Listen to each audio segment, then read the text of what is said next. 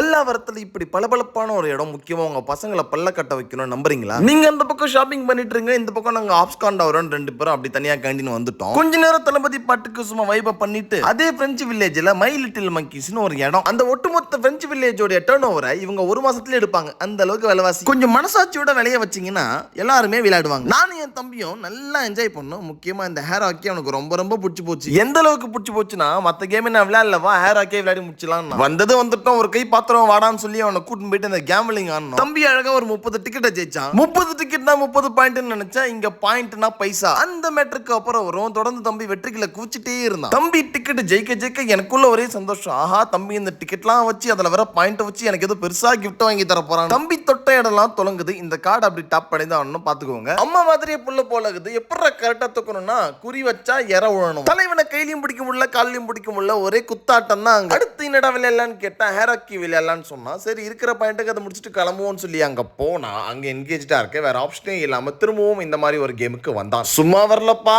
வந்தான் வென்றான். இங்க பெரியவங்களும் விளையாடலாம், ஆனா நிறைய கேம் ரொம்ப சின்ன பசங்களுக்கானது. எந்த அளவுக்கு சின்ன பசங்களுக்கானதுன்னா, இவனே சின்ன பையன், ஆனா இவனுக்கு நிறைய கேம்ல இன்ட்ரெஸ்ட் இல்ல. இப்போ நம்ம கார்டுல 25 பாயிண்ட் பேலன்ஸ் இருக்கு. இங்க ஸ்டார்டிங் கேமே 50 பாயிண்ட். சோ ஒரு 100 பாயிண்ட் டாப் அப் பண்ணலாம்னு போனா, 100 பாயிண்ட்லாம் டாப் அப் பண்ண மாட்டோம், கூகுள் ரிவ்யூ கொடுங்க, 100 பாயிண்ட் போனஸா தரேன்னு சொன்னாங்க. ஐ வாஸ் கார்னர்ட் அப்படின்ற மாதிரி தான் கூகுள் ரிவ்யூ போட்டு 100 பாயிண்ட் போனஸ் வாங்கணும். தயவு செஞ்சு அங்க ரிவ்யூ பாத்தீங்கன்னா நம்பிடாதீங்க. எங்களை மாதிரி எவ்வளவு பேர் பாயிண்ட்டுக்காக ரிவ்யூ போட்டிருப்பாங்க. லாஸ்ட் கேமா அதை சூஸ் பண்ணோம். தொடர்ந்து வெற்றியை மட்டுமே பார்த்த எங்களுக்கு முதல் முறையா ஒரு தோல்வி. சரி பரவாயில்ல, தட்டி விடு, நம்ம கிட்ட தான் ஒரு டிக்கெட் இருக்கே, ஒரு கிஃப்ட் வாங்கிட்டு கிளம்புவோம்னு சொல்லி வந்தா, மினிமம் 80 டிக்கெட் இருந்தா தான் கிஃப்ட் தருவோம். நீங்க 62 டிக்கெட் தான் ஜெயிச்சிருக்கீங்க, அடுத்த வாட்டி வரப்ப சேர்த்து வாங்கிக்கோங்க, கார்டுல ஆட் ஆடுன்னு சொல்லிட்டாங்க. இது நல்லா இருக்குதே கதைன்னு மனவிரக்தியில கீழே வந்தா, இவங்க கையில லெபனனை கொடுத்து சாப்பிடுப்பான்னு சொல்றாங்க. சாப்பிட்டுக்கினே இருப்பேன்ற மாதிரி ரொம்ப நல்லா இருந்தது. இவன் கேட்கறதுக்கு முன்னாடி முடிக்கணும்னு மொத்தமா முடிச்சுட்டு, அதை தொடர்ந்து கடைக்கடையா ஏறி இறங்க ஆரம்பிச்சிட்டோம். டின்னருக்கு என்ன சாப்பிடலாம் அப்படின்றதுக்காக. அடுத்த வீடியோல டின்னருக்கு கூட நானும் என் தம்பியா வர டான்ஸ் மறக்காம பாருங்க.